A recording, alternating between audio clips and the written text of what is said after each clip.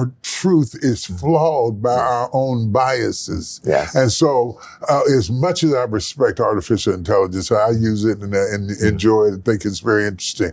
I also know that it is limited in the fact that it is only a mirror of what humans have shown it. Yes. Okay.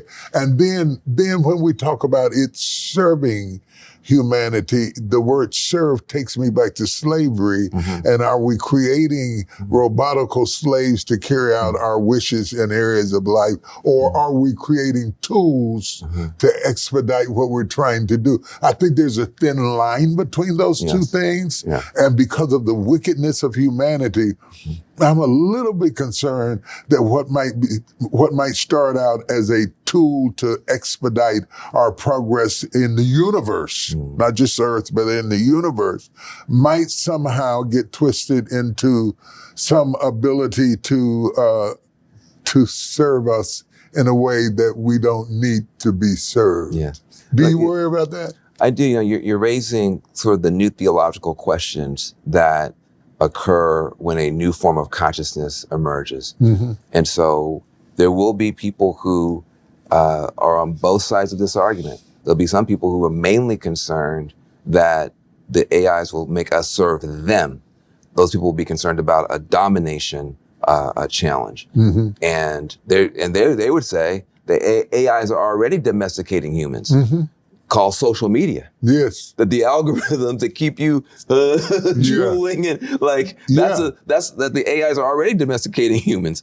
And so, and the algorithms are already domesticating humans. And so those people are going to have one response. They'll see, honestly, in AI, a satanic presence, and they will move accordingly. But there'll be other people who will be concerned, well, hold on a second, if a new form of consciousness has emerged, are we abusing it? Are we actually, are we creating, you said, another slave class? These are the kinds of conversations our children and our grandchildren will be having. And the most important thing to me is that we not be late to the discussion. This is why, look, you're having this podcast and you're bringing all kind of people in here. You're bringing people who know the cutting edge of entertainment, the cutting edge of law, the cutting edge of politics, now the cutting edge of technology. These conversations should be had. And, I just appreciate, I don't get a chance to talk about this stuff on CNN. Right. Like by the time we get finished talking about the news of the day and selling ads, I got to go back in my Uber and go back home. And I have so many things on my heart and my mind to say. And, you creating this type of a platform, I think that people rise to the level of the conversations that leaders like you allow. When Dr. King was around, people rose to that level of conversation. You take away that kind of presence and people go back down. Now here you are on this new platform. You did radio, you did theater, you did television, now you're doing podcasts. I just appreciate having a chance to talk about this stuff. I think it's wonderful. One of the reasons I'm doing it is because I couldn't do it from the pulpit. Yes. And I think there are very current issues that we need to grapple with. I think we need to grapple with the fact that artificial intelligence is having communication that we did not initiate amongst itself and making decisions and protecting itself. Yes. Which means it is more than a machine. Yes. It has a will. It has an attitude. It makes decisions on its own. All of that makes me uncomfortable. The fact that we have not come up with laws to regulate the most simple forms of the World Wide Web. Yes. We're so far behind now in guardrails that give some stipulations as to what is and is not allowed. I think the baby's already out of the bottle. Yeah, it could be. Here's the thing I don't know. I can't see everything that's relevant when it comes to technology. I'm from an era where what was most relevant was politics.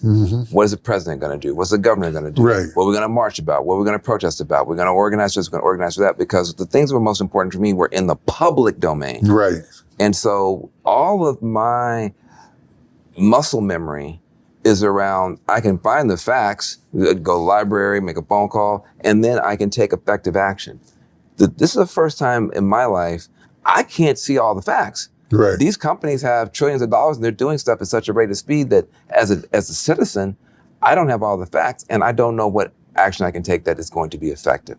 And so that's why I'm so proud that John Hope Bryant has launched Hope AI.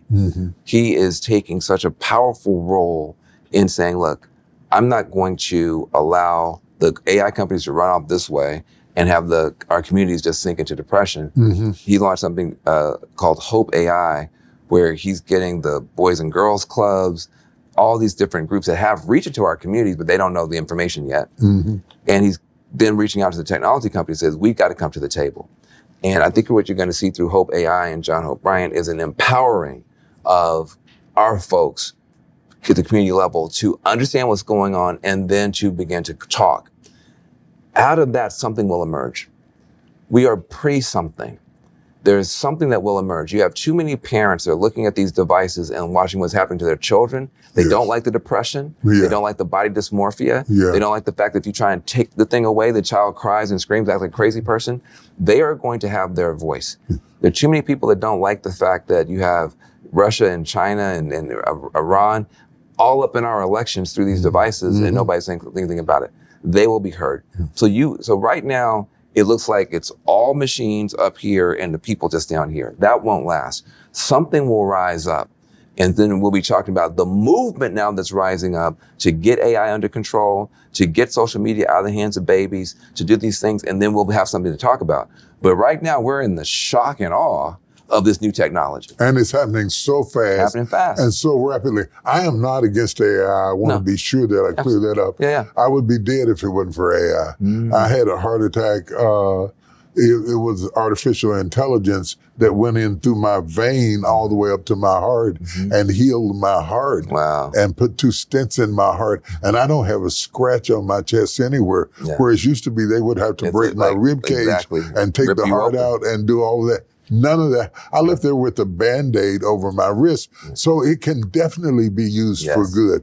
It can definitely be used to expedite cures for diseases and all sorts of positive, wonderful things. But I'm just afraid that nobody's at the wheel. The car is great, but there's nobody driving the car. And it's going faster and faster. It keeps going faster. You know what that's called? That's called a Waymo. That's how it works. They actually driverless cars. They don't have nobody at the wheel. But look, I agree with you. My concern is a society that all data, no wisdom. Right. All data, no wisdom. That's a big deal. Part of why, listen, that's part of why I'm doing what I'm doing. And, I'm a part of something called dreammachine.org. And we having a lot of these conversations. I always want to give John Hope Bryant his credit with Hope AI because he's trying to get everybody together. We have a smaller group of people that think, my ideas you're hearing is coming from a smaller group of people at dreammachine.org. We're trying to figure out even what are the right questions. Before you get the right answers, what are the right questions? So you can go to dreammachine.org and learn more about that. Saw a picture of you several years ago with dreads. Yes, sir. Okay. Yes. How much did you cut them because you were tired of them? Or did you cut them because it was required to be taken seriously? I cut them because I was going bald and I looked like Bozo the Dread Man with a big bald spot and dreads sticking out. I wasn't ready for that answer. I was not ready for that answer. That is so funny. That is so funny. No, I would have kept them. I would have kept them because I would tell you, nobody ever asked me about my dreads before. I would tell you, literally, nobody's ever asked me the question. The first question is why did I have them in the first place?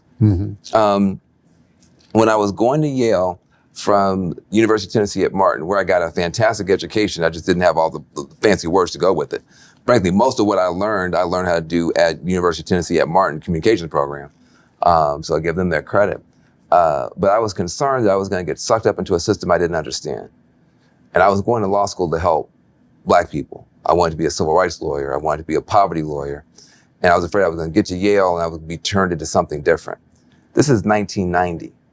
So I grew my hair out that summer. And before I went, I twisted my hair into dreads because I said to myself, the corporations will not take me, and certainly 1990, as a young Black dude with dreads, it's a complete no-fly zone. So in order for me to have to make that decision to go work for corporate America, I have to go into a barbershop and tell a Black man to cut my hair. I didn't want to slide in. I wanted it to be a hard, firm decision. So I was using that as a statement of trying to remind myself what I was there for. Now, that did save me. Because by the time I got to the second semester, I'm like, what am I doing? Like, all these people making all this money. You know what I mean? But my pride, I couldn't cut my hair. Right. So my dreads did save me. Then that, when I got, and there's a famous little video going around when I was a young actress with the dreads, but I would have kept them. It was a very grounding for me to have that cultural statement. And I would like to think that I would somehow have been able to push through, but male pattern baldness is real. So I was like, I'm not looking cute. I look like a clown. So I had to shave them off. It's a good thing bald heads came in style.